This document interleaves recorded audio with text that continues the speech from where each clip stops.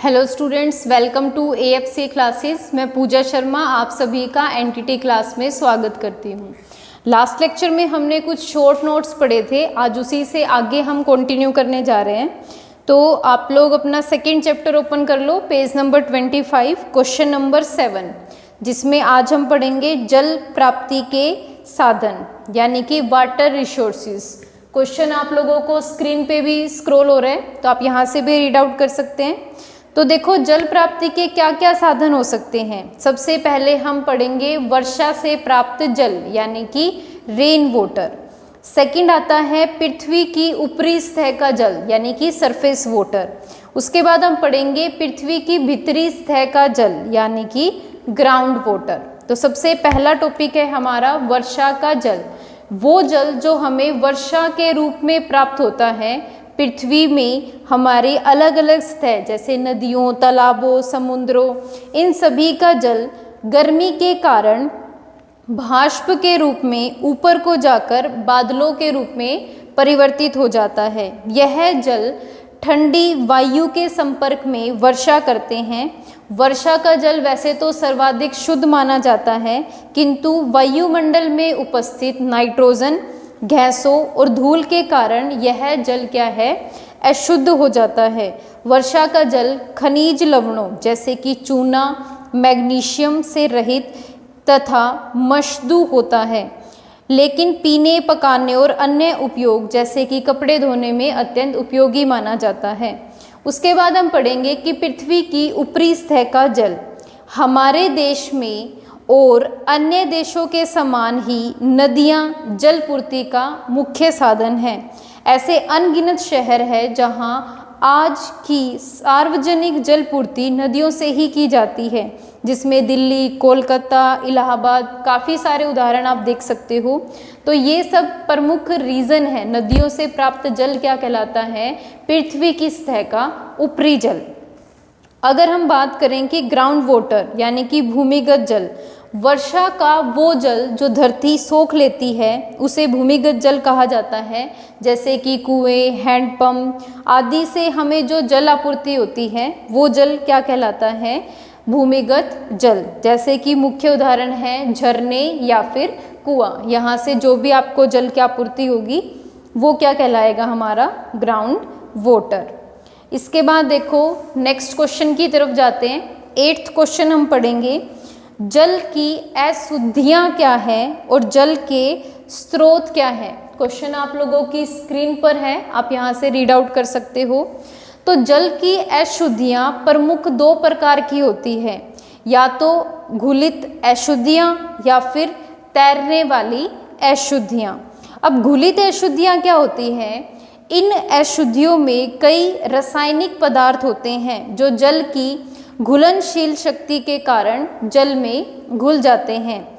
यह पदार्थ जल में भूमि पर बहते हुए वायु या धरातल से जल में प्रवेश करते हैं।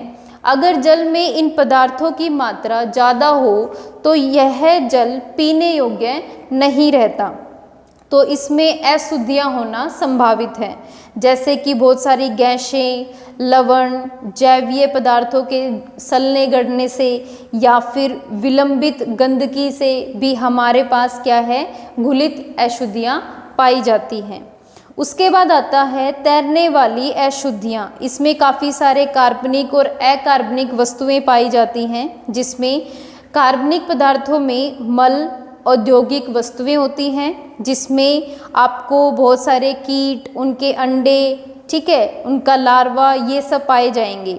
इसमें आपको काफ़ी सारे निर्जीव पदार्थ भी मिल सकते हैं या फिर बहुत सारे जीवाणु भी इन अशुद्धियों के कारण देखे जा सकते हैं। ठीक है, तो ये था हमारा जल की अशुद्धियाँ। अब इसके मुख्य स्रोत क्या क्या हैं वो भी आप पढ़ सकते हो, जिसमें नॉर्मली बताया गया है कि संग्रह केंद्र में जा सकते हो या फिर वितरण के दौरान भी हमारे जल में अशुद्धियाँ पाई जाती हैं। अब वितरण के दौरान जैसे कि हमारे पास नलों, पाइपों, स्टॉपर आदि के द्वारा जो जल प्राप्त होता है उसमें कई बार अशुद्धियाँ मिली होती हैं, जिसकी वजह से जल प्रदूषित हो जाता है। समझ आया सभी को? इसके बाद देखो नेक्स्ट क्वेश्चन देखेंगे, व्यायाम से आप क्या समझते हैं? व्यायाम के उद्देश्य एवं विभिन्न अंगों पर इसके प्रभाव को स्पष्ट कीजिए और व्यायाम के लाभ बताइए। क्वेश्चन आप स्क्रीन से भी पढ़ सकते हैं, यहाँ से अच्छे से समझ आ जाएगा। तो देखो व्यायाम का अर्थ क्या होता है? शरीर के अंगों को क्रियाशील और शक्तिशाली बनाने के तथा मांसपेशियों को विकसित और नियंत्रित करने के लिए व्यक्ति को कुछ दैनिक क्रियाकलापों को करना पड़ता है। इन क्रियाकलापों को ही व्यायाम कहते हैं। व्यायाम की परिभाषा देते हुए अलग अलग तरह के वैज्ञानिकों ने अलग अलग तरह की टिप्पणियां दी हैं। एक वैज्ञानिक था VL शर्मा। इनके अनुसार स्वास्थ्य के लिए आवश्यक दैनिक एवं नियमित शारीरिक क्रियाकलाप ही व्यायाम है। अब इसके उद्देश्य क्या क्या हो सकते हैं? जैसे कि शारीरिक संयोग्यता का विकास, नाड़ी पेशीय कौशलों का विकास, या फिर व्यक्तित्व एवं चरित्र का विकास। ये सारे इसके प्रमुख उद्देश्य हैं। अब इसके अगर प्रभाव की बात करें कि योग से या व्यायाम से क्या प्रभाव पड़ सकते हैं? व्यायाम से विभिन्न अंगों पर प्रभाव पड़ता है, जिसमें हमारे व्यायाम के द्वारा हृदय की पेशी गति भी बढ़ जाती है। श्वसन तंत्र पर प्रभाव पड़ता है, पाचन तंत्र पर भी इसके प्रभाव देखे जा सकते हैं। त्वचा के द्वारा भी या त्वचा पर भी इसके काफ़ी अनुकूल प्रभाव देखे जा सकते हैं। यानी कि आप अगर लगातार व्यायाम करते हैं तो आपकी त्वचा पर भी काफ़ी उचित प्रभाव देखने को मिलता है। या फिर तांत्रिका तंत्र पर भी उचित प्रभाव पड़ते देखे गए हैं। अब इसके लाभ क्या क्या हो सकते हैं? शरीर का गठन नियमित, सुदृढ़ और शक्तिशाली बनता है। आपकी दुर्बलता दूर होती है, अनिद्रता दूर हो जाती है, मानसिक असंतुलन दूर किया जा सकता है, या फिर आपकी पाचन शक्ति को भी बढ़ाया जा सकता है। एक बार बंद कर दो। ठीक है, तो ये था हमारा क्वेश्चन नंबर 9, व्यायाम से आप क्या समझते हैं। इसके बाद देखो नेक्स्ट क्वेश्चन देखते हैं, निद्रा की आवश्यकता स्पष्ट कीजिए। निद्रा के लिए उपयुक्त परिस्थितियां कौन कौन सी है और इसके अभाव से बालक को क्या परेशानियां हो सकती हैं। क्वेश्चन आपकी स्क्रीन पर है, आप यहाँ से भी इसको अच्छे से रीड आउट कर सकते हो। तो देखो स्वास्थ्य और निद्रा का घनिष्ठ संबंध है। अगर हमें एक उचित स्वास्थ्य चाहिए तो उचित हमें नींद की पूर्ति करनी पड़ेगी। अब बच्चे को अगर उचित रूप से नींद नहीं दी जाएगी या वो उचित समय पर अपनी निद्रा कंप्लीट नहीं करता है तो उसका मानसिक विकास उचित तौर पर नहीं हो पाएगा। अब बहुत सारे ऐसे हमारे उपकरण हैं या बहुत सारे ऐसे हमारे निवारण किए गए हैं, उपयुक्तियाँ की गई हैं, जिसके द्वारा यह निकलकर सामने आया कि वह बच्चा जो उचित समय पर उचित घंटे की नींद लेता है उसका मानसिक स्वास्थ्य as compare to other student काफ़ी हद तक उचित पाया जाता है। अब कहता है कि बालकों के लिए सुनिद्रा हेतु घर और विद्यालय में उपयुक्त परिस्थितियों की व्यवस्था होनी चाहिए। जैसे कि क्या क्या व्यवस्था हो सकती है? जिस भी कमरे में हम सोने वाले हैं वहाँ की वायु शुद्ध होनी चाहिए, शांत वातावरण होना चाहिए, अच्छे बिस्तर होने चाहिए, सोने का समय उचित रूप पर निर्धारित किया जाना चाहिए। जिस कमरे में आप निद्रा लेते हो वहाँ का ताप अच्छा होना चाहिए। आप सोने से पहले हल्का भोजन लें ताकि आपको प्रॉपर नींद आ पाए।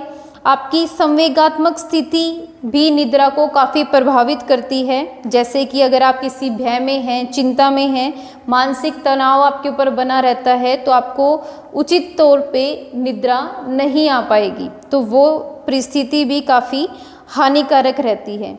अब निद्रा की मात्रा बताई गई है कि किस आयु में किस बच्चे को कितनी निद्रा आवश्यक होती है। तो ये आप अपनी सेल्फ स्टडी के बेस पे भी पढ़ सकते हैं, बहुत आसानी से आपको समझ आ जाएगा।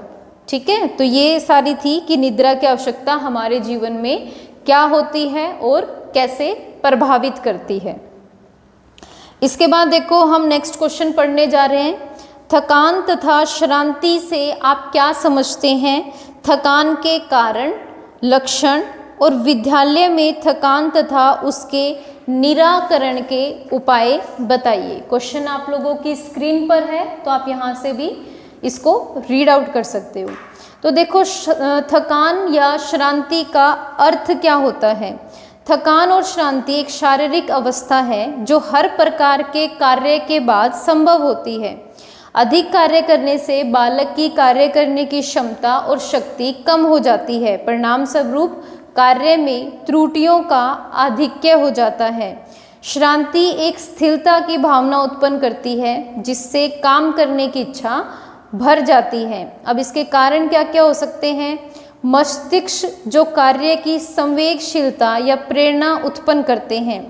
स्नायु जो संवेग या प्रेरणा की मांसपेशियों तक ले जाने का काम करते हैं, या फिर मांसपेशियां जो संकुचन क्रिया द्वारा संवेग को क्रियान्वित करती है। श्रांति या फिर थकान के मुख्य दो कारण हैं, मानसिक और शारीरिक। या तो आप मानसिक तौर पर थक जाते हो या फिर आप फिजिकल शारीरिक लेवल पर थकान महसूस कर सकते हो। अब इसके लक्षण क्या क्या हो सकते हैं? जैसे कि इसका प्रमुख लक्षण होता है कार्य करने की अनिच्छा।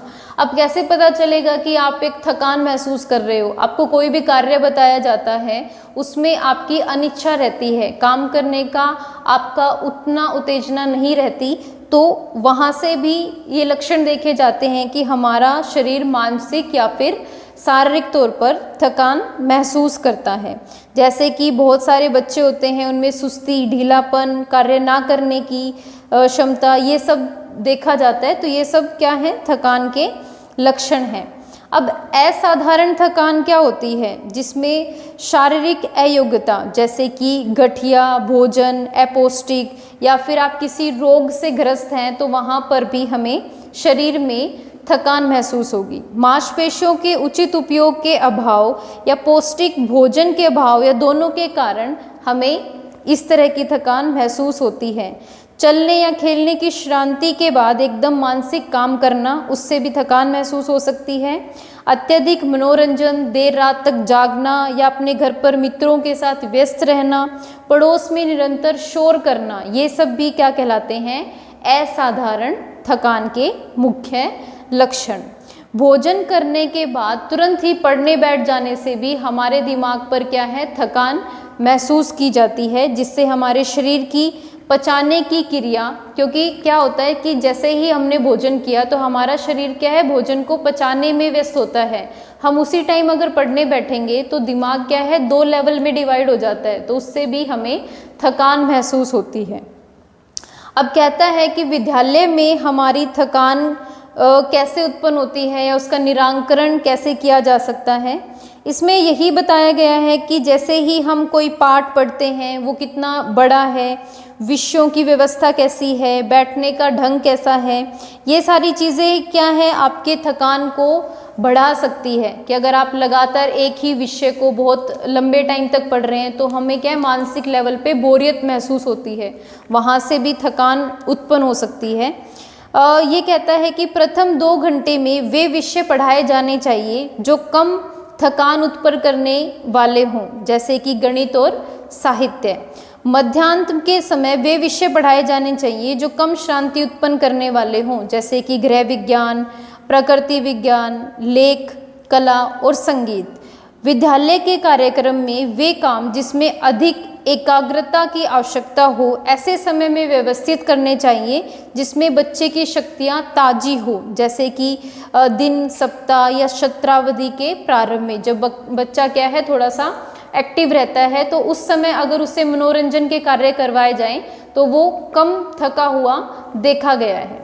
ठीक है, तो इस तरह से स्कूलों में भी अलग अलग तरीके अपनाकर इस थकान को दूर किया जा सकता है।